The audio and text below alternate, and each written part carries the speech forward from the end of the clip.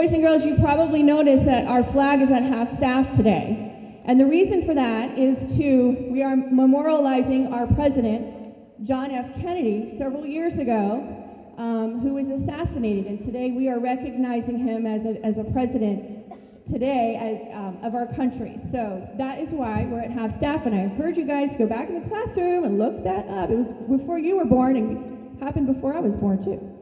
All right, the other thing I want to talk to you guys before we do our pledge and Star Spangled Banner is I want to explain to you guys something. Several weeks ago we had Veterans Day.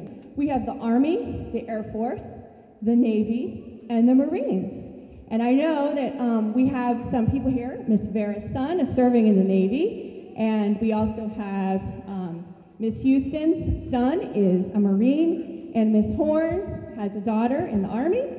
And so every day, people sacrifice their time and their families to protect our country, protect our freedom. And those freedoms, like coming to school every day, is very important. And today we have a special guest. I'd like to introduce to you someone who is part of our Ballard family that is here, and she's been gone for a while. She serves in the Navy. She's an air traffic controller, and she has been gone for 5 months, and she has 2 students here. Please welcome Rochelle Andrews. Come on out, Miss Andrews.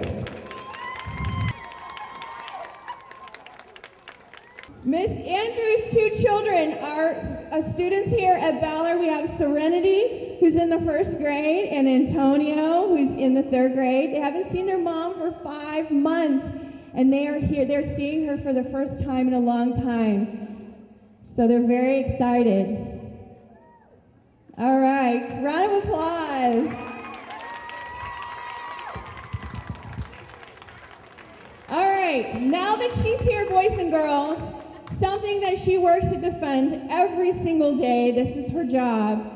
One of the things that she has to do is defend that we can say our Pledge of Allegiance and sing our Star Spangled Banner in school every day. So at this time, boys and girls, put your flags up.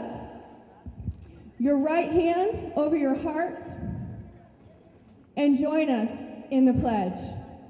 I pledge allegiance to the flag of the United States of America and to the republic for which it stands, one nation, under God, indivisible, with liberty and justice for all.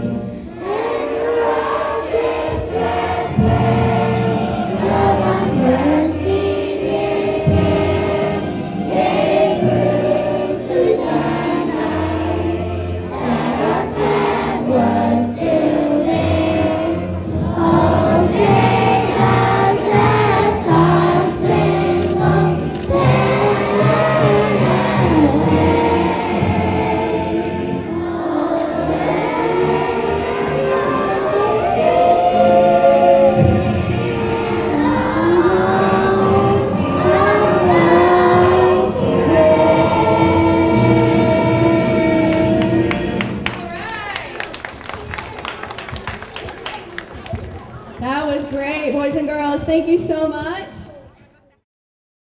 I've been in for 6 years in December, and I re-enlisted until 2018. Every time I leave them, it's hard. The last time probably a little bit harder than normal. They're a little bit older now, so I had this one pulling on my pants, and I kept telling my mom, like, I can't just leave her. Like, I can't just leave her like this. And she's like, you gotta go or you're gonna miss your flight. So I had to leave her, pulling on my leg and crying as she got in the car. And I just kept calling her on the way to the plane, you know, telling her, you know, it's okay and I'll call you. And but it's always tough. But this coming home is always the best feeling. So they understand now. They're a little older, so they understand what I'm doing. So kind of makes it a little easier on the, mommy's just not coming home. But it's hard when you get this. Antonio asked me the other day, actually yesterday, he said, if I get good grades, will you spend a day with me? And that's sad because, I told him you don't have to have good grades for me to spend a day with you. I'll spend a day with you anytime I get a chance. So it's tough because they know what I'm doing. They support what I'm doing, but they sacrifice too. And I think they sacrifice more than anyone. I'm an adult. I get it. I know when I'm coming home or, but I'm a single parent. So they already don't have their father. And then when their mother's gone too, it's a little tough. So I'm lucky that I have my mom who steps in any time that I need her. So it's nice.